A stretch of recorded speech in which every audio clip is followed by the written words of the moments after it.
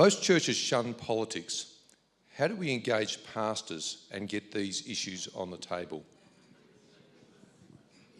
I reckon there's a lot of politics in churches.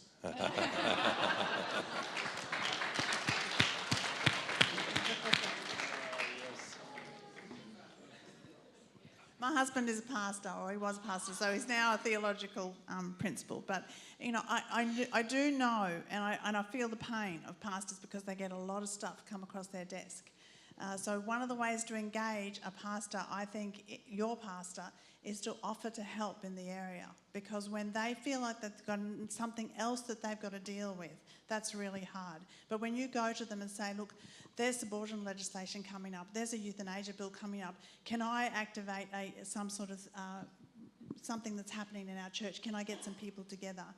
That's really helpful to a pastor. That's true, thank you. And those opportunities are coming up more and more, because one of the real things that I'm noticing as I travel around is there is a little bit of a wake-up amongst the church. It's slow and steady, but it's happening more and more, even within denominations or churches that traditionally have been highly apolitical. They're starting to just ask, well, this is getting serious. Should we be doing something? And that's a good question to ask, because I think they need to work through that. And nobody's saying come out and support the Liberal Party or the Labor Party or make the church into a partisan political group or whatever, but just simply understand what the scriptures require of us when it comes to public Christianity and standing for truth in political matters, in social matters. You know, you read Romans 1, it's all about social matters. That's where Paul begins. And then you read Jesus, what he says about salt and light. That is so cultural. That is so much about how we act publicly in the world that we're in. And then you read through Romans where Paul says that he's talking about the gospel. He says this is a letter about the gospel. I'm not ashamed of the gospel, for it's the power of God for salvation to all who believe. And he says that as his thesis, and everyone says, yes, that's the thesis. He doesn't finish for 16 chapters. He goes on and on and on and on. And for some reason we think that maybe it's chapter sort of 3, 4, 5, that's the gospel. I don't believe that. I actually think that what Paul is doing is he's showing, really he says that his thesis is, for in the gospel the righteousness of God is revealed from faith to faith, for the just shall live by faith. And he says the righteousness of God is revealed in his wrath against sin, chapter 1, 2, 3. The righteousness of God is revealed in Jesus Christ, and that can be ours by faith, chapter 4, 5, you know. That deals with some objections, and then he says, and God's righteousness is revealed in his dealings with the human race through history, chapter 9, 10, 11. And then, up until that point, there has not been one single imperative statement. There hasn't been there's been 5 statements, I think, in total where Paul has said, do something. It's been pure theology from chapter 1 through 11. But you get to chapter 12, verse 1, and it says, therefore.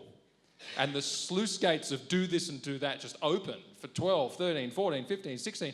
And he's saying there, here's the righteousness of God revealed through the changed lives of the people for whom the gospel has become real. And chapter 13 is in there. Government, your relationship with the state. What's the state's obligations? What do you know about it? Well, you know what? He wasn't living in a democracy then, so there were certain ways in which they didn't act on that knowledge. We have more ways to do that today. If we get this message out there, it's that simple. It's just a bigger view. And I think as pastors increasingly ask the questions, if we can help out again in our own spheres, with our own churches, with the people that are near us to say these sorts of things, it just starts to get them thinking in the right direction. Can I add something as well? Sorry. Just while Martin's here, I've been having some thoughts, and some of them are this. One of the things that I've been encouraged by is to realise that Australians are praying for the nation a lot more. And that's something that any pastor can do. And it's not political, but we can pray for righteous government. And we can pray for people who are not righteous, who do not fear God, to be removed from the positions that they're in because they're occupying them under false pretences. They are there to administer justice. They're not doing that, and we can pray for them to be removed. But also pray for people who are conviction politicians, hopefully with good convictions, to be raised up to those positions and for favour to fall on them.